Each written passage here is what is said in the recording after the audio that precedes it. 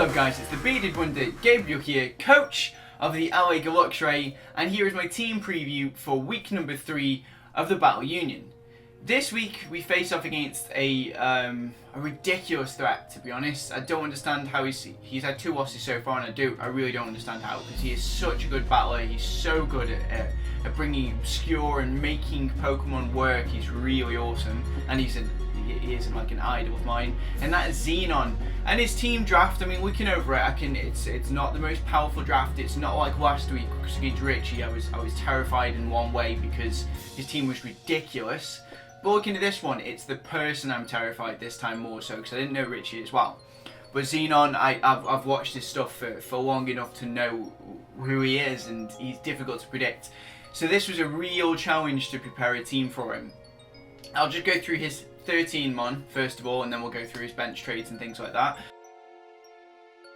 So he drafted Keldeo, Arcanine, Amoonguss, Gastrodon, Dragalge, Malouetta, Crocodile, Spiritomb, Electros, Mega Scizor, Ditto, Piloswine, and Dragonite. Now the last 3 were all ones that were on his bench, but I do know that last week he switched out the Spiritomb for the Piloswine, which I only figured out this morning, and I'd already prepared my team, so I've had to think about that before doing this video, and I thought, you know, so that's a spanner thrown in the works a little bit.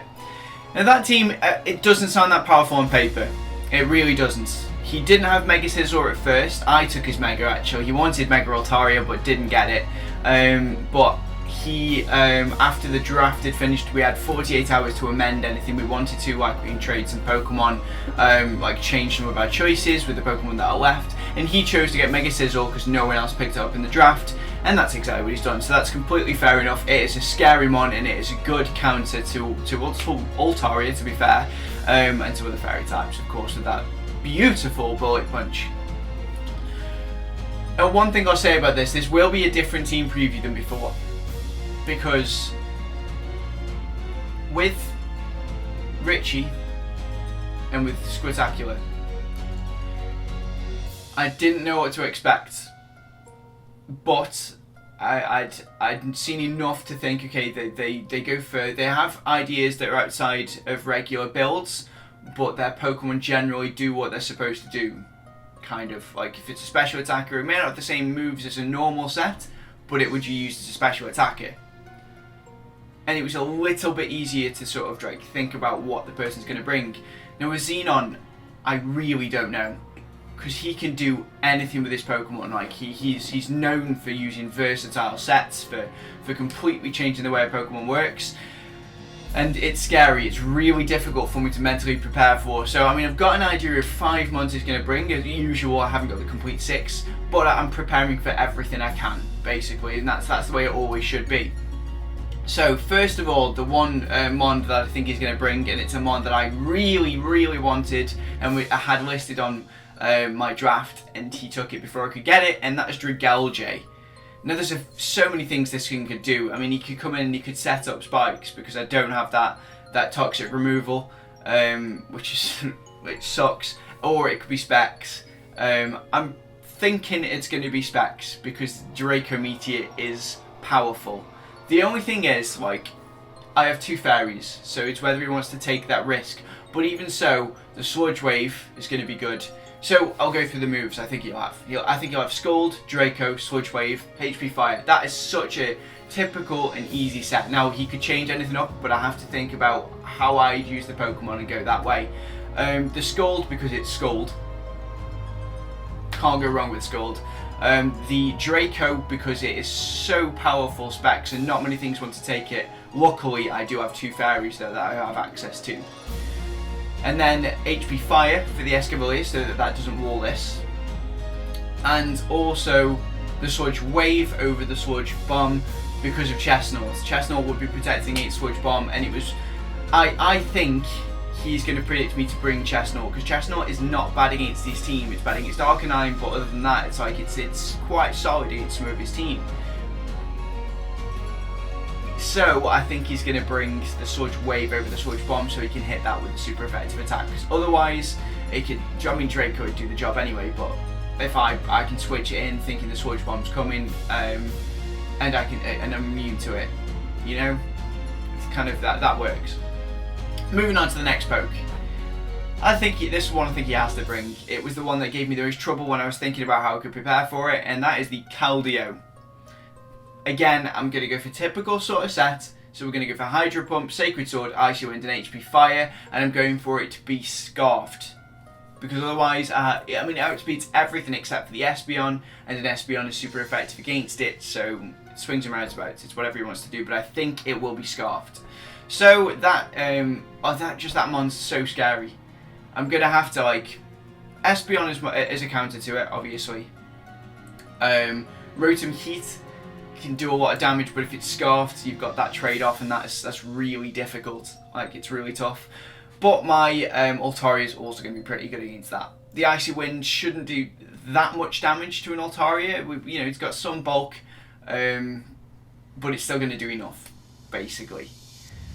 Moving on, the next poke 100% has to bring, in my opinion, Arcanine. It's his mascot for his team, and it's so good. It's so goddamn good, and it really makes it particular about Pokemon I have to bring and how I have to build them.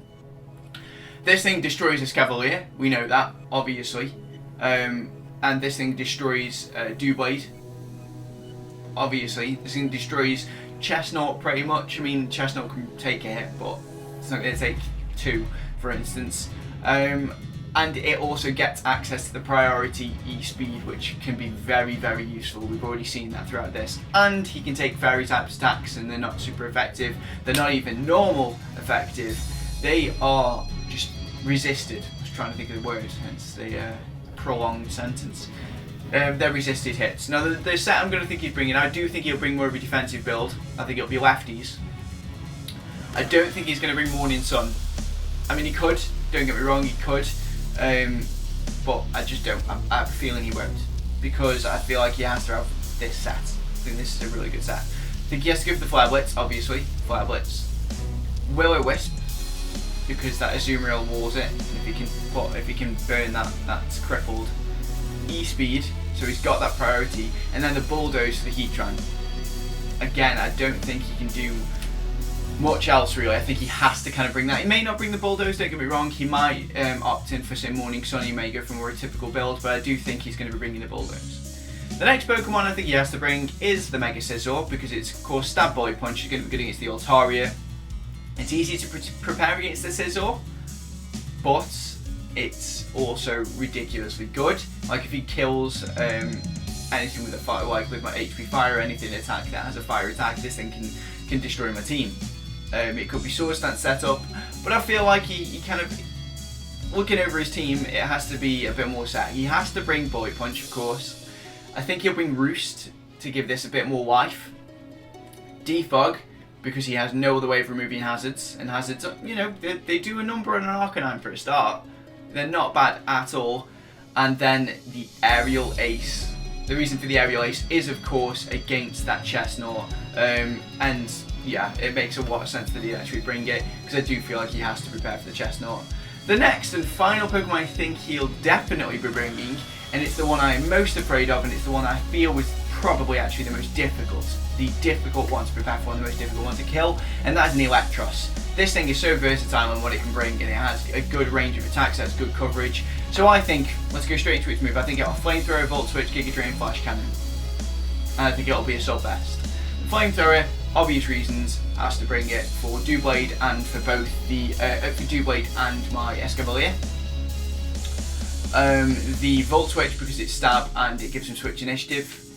The Giga Drain because it's a ridiculously good attack and it's also good against the Azumarill. I know Volt Switch is, but if he wants to stay in against the Azumarill, Giga Drain works. He could also bring Thunderbolt, but I don't know. I just have a feeling he bring Giga Drain.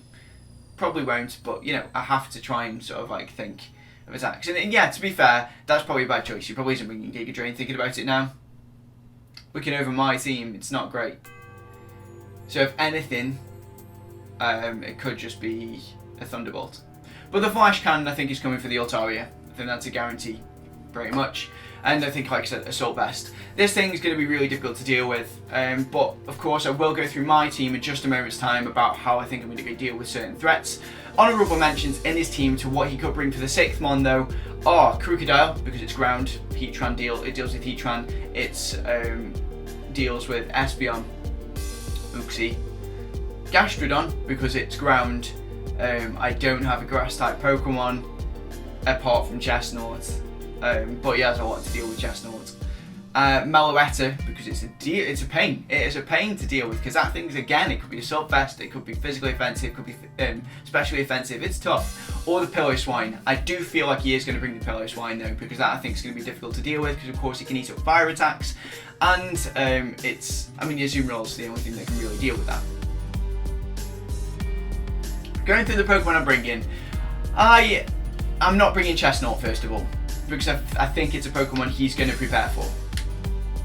Because it is good against, it's not great, but it's not bad against this team. So I'm not going to bring it. And that might be a risk, but I feel like the other ones cover everything well enough. The first Pokemon I'm bringing is going to be Mega Roltaria. And this time I'm doing something completely different. We're going to be a mixed attacker bulky set. Yeah, soak that in. Soak it in. So, moves. It's got Hyper Voice, Stab, Pixelate, Special Attack. It's got Return, Stab, Pixelate, Physical Attack. The reason for that is because the Electros can eat up hits all day long from special attackers, but the return is a 2-hit KO guaranteed. So it's my option to deal with it, and I can take everything from Electros, including the Flash Cannon. I can take it pretty goddamn well, and I can smash back with a return, and I'm outspeeding that all day long. It's also going to have Fire Blast for the Scizor. It is an OHKO with the EVs I've got. Have to bring it. It makes the most sense in the world. So that, because of course that's the counter, I get to outspeed it and deal damage. I can take a Bullet Punch, it can't take a Fire Blast, it means he can't really stand against me if he sees it. And then finally, I am going to go for, did I go for Roost here or Heal Bell?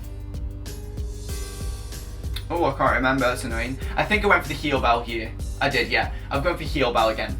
That's because I don't want anything to be burned. I do not want my Azumarill to be burned because it's important, and I don't want my Escavalier to be burned. So this thing has to stay around, and I have to make sure nothing's burned. Simple. The next Pokemon, Azumarill, as you've just heard. Azumarill, it's going to be... actually, I'll go into my EVs with Mega Roltaria first. Mega Roltaria will have 68 in special attack, and that guarantees to OHKO especially defensive Mega Scizor with a Fire Blast. 252 in HP so we can soak up hits, 168 in special defense so we can soak up hits, and 20 in speed to creep a max invested Electros, because that thing's not going to be scarfed. Well, it could be, but I doubt it's going to be scarfed, so we can guarantee to outspeed a max and speed invested Electros. Moving on, Azumarill. This thing's going to be choice banded again, because that was so good the first week. I don't feel like I'm going to have the chance to set up the Belly Jump too easily, and I don't feel like it's necessary. Choice band does enough damage and it's damn good. I'm going to be bringing 172, no actually let's not go into, let's go into attacks, because that's not even right anyway. I'm going to be packing Waterfall, Aqua Jet, Play Rough, and for its final move, instead of Knockoff, I'm going to be bringing the Ice Punch, because that thing is awesome, and of course it's just generally good, isn't it? I mean, look at it. It's ace. It does a number over Dragalge, which is the main reason for bringing it, to be honest. I know the Play Rough does, but it also smashes a Amoonguss, which is a good counter to this. It hits that quite hard. So it made the most sense for the best amount of coverage to bring the Ice Punch. It's Adamant, obviously.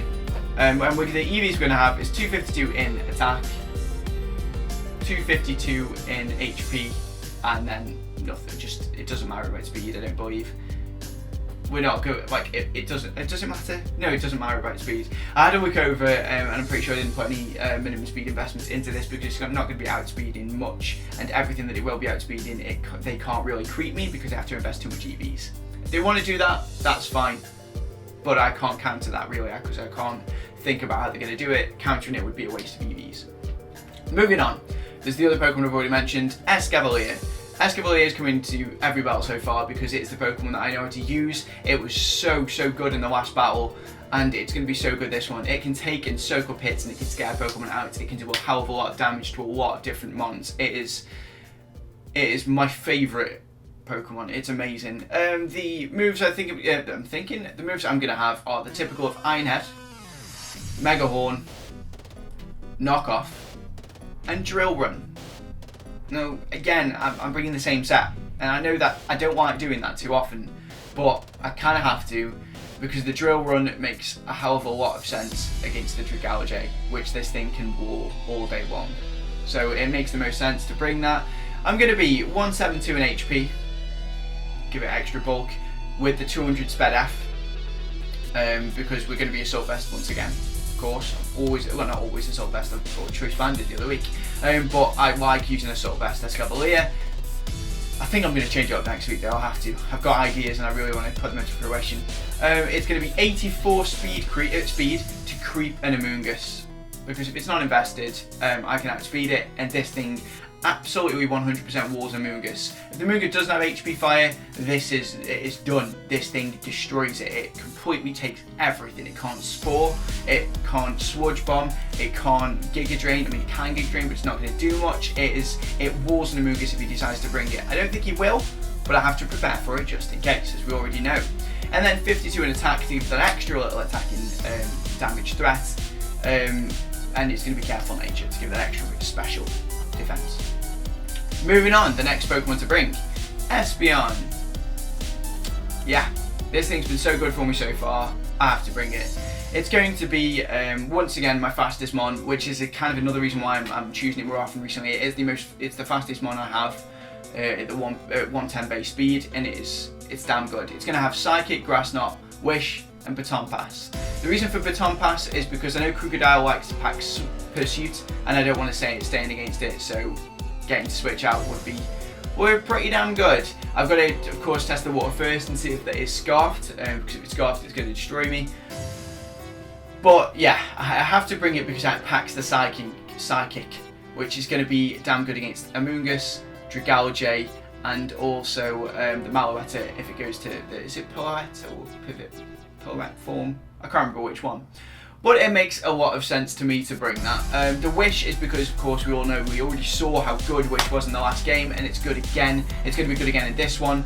It could have been Heal Bell there, but I don't want to stay in too often, and I don't want it, like, Heal Bell's too easy to predict, whereas the Wish would be something I can do in someone else's switch. You know, it makes a lot of sense. Whereas Rotoria having Heal Bell, that can come and take a hit and still Heal Bell off. Espeon can't. And then it has the Baton Pass again for the Pursuit. It's going to be a Timid Nature, it's going to be 252 special attack, 244 in speed. Now that creeps everything. I mean, the Keldeo is 108 base speed, so I have to invest quite a lot in speed to outspeed a max invested Keldeo. But that does give me a few little 12 to put in HP. You know, it's not much, but at least it's that little bit extra. It also does have, and I didn't mention this, the Grass Knot to destroy that Gastrodon, and it also does a lot of damage to a Crocodile as well, so you can't go wrong with it, and it's going to be Expert Belt, so I can switch on my attacks, of course. Moving on, the next Pokemon I'm bringing, and it was the best Pokemon of the last game, it's going to be good this game as well, I can feel it, is the Rotom Heat. Rotom Heat is such a good threat. In general, it does a lot of damage, and it's so good for Switch Initiative. This, once again, he hasn't got the fastest of teams, so my Scarfer can outspeed everything, and it does a lot of damage to a Keldeo. It's going to have, because it's Scarfer, it's going to have Overheat, Volt Switch, Thunderbolt, and finally, I'm not going to bring the Will-O-Wisp this time because it's got the Arcanine, and I don't see something I really need to. Burning it a Mega Scizor will be awesome, but you know what? I'm feeling the Thunder Wave is going to be more important than this one, because I just do. I feel like the Thunder Wave is going to be good against the Arcanine. It's going to be good against the Keldeo, and they're two Pokemon I'm guaranteed to bring. I can't just bring the Burn to burn off against a Mega Scizor, because that would be pretty much all it's against. And with him having the Arcanine there, he can predict that and switch in, and Arcanine's not a bad switch into this anyway, to be fair. It's going to be Modest Nature, and its EV is going to be 144 in HP. 252 in special attack, and the remaining 112 in speed. That outspeeds everything that isn't scarfed with a scarf. So everything outspeeds, including the Caldeo. We speed creep the Caldeo. If he brings a Scarfer, I am not outspeeding it with max investment. So there's no point. So I can creep down if it's scarfed, I'm not outspeeding. Caldeo, if it's scarfed, I'm not outspeeding. So there is no point. So putting that lower investment gives me a little bit more bulk. I can take hits and hit back, of course. The Volt Switch is going to be pretty clutch. He does have some ground types there, but not much wants to take an overheat. And it does completely wall the Scizor. So, you know, swings and roundabouts, it works for me. The final Pokemon I'm bringing in, this one was a toss-up. Because I was thinking Uxie instead of Espeon, and I was planning a whole different route. But I've decided to bring Gliscor. Again though, so many options I was going to bring for Gliscor. I'm not going to go through them because I don't want to get my opponent's ideas. But this time, it's going to be like, I don't know if I can call it a typical set. I probably can. It's probably more of a typical set. It's not really going to be defensive though, I guess. Because this thing is my main counter to Arcanine. So it's going to have Stealth Rock, because again, he doesn't have many options against Stealth Rock. Perfect to get up against him. So Stealth Rock, Earthquake, Stab Attack, does OHKOs, Arcanine with the right EVs, I believe. Is that right? It might do. Probably doesn't OHKO, 75%, something like that. It does a lot of damage, I can't remember the exact number, and I haven't written it down, which is the most interesting thing. Yeah. Knockoff. It's Knockoff. It seems like a perfect one. I didn't need Ice Fang. The Fire Fang wasn't really necessary because I've got enough fire coverage to deal with Mega Scizor anyway, and the Scizor doesn't want to come in against this. So that kind of made sense to me. And the U-turn, so I've got a very fast switching opportunity. So again, I have Volt Turn in there. I have the Rotom and this to switch out quite quickly. Because this outspeeds everything except for his Caldeo. I don't want to stand against the Caldeo, so I'm switching out anyway. So this thing has 156 speed investment to outspeed a max invested Arcanine. I mean, is that right? That doesn't seem right to me. Because they're both base. A max invested, oh no, it's, okay, give me 1 second, I have to think about that. Because that would not outspeed a max invested Arcanine, because they're both base 95 speed.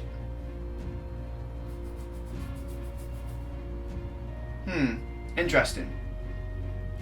I might have to rethink that, and if I do, I'll let you know in the battle.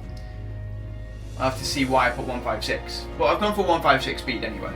I've gone for 252 in attack, max attack to deal with as much damage as possible, and 100 HP. I'm not sure here whether it is adamant or not. That's where I'm thinking I might have made the mistake. I might have gone for a Jolly Nature to outspeed the Arcanine. That might be what I've done, because this Arcanine I don't think it's going to be max speed Jolly. And if it is, I can take it. I can take a Flare Blades very well. But there's my team, guys. It's going to be a really difficult battle, but it's going to be so much fun to actually battle him. And there's not much else to say.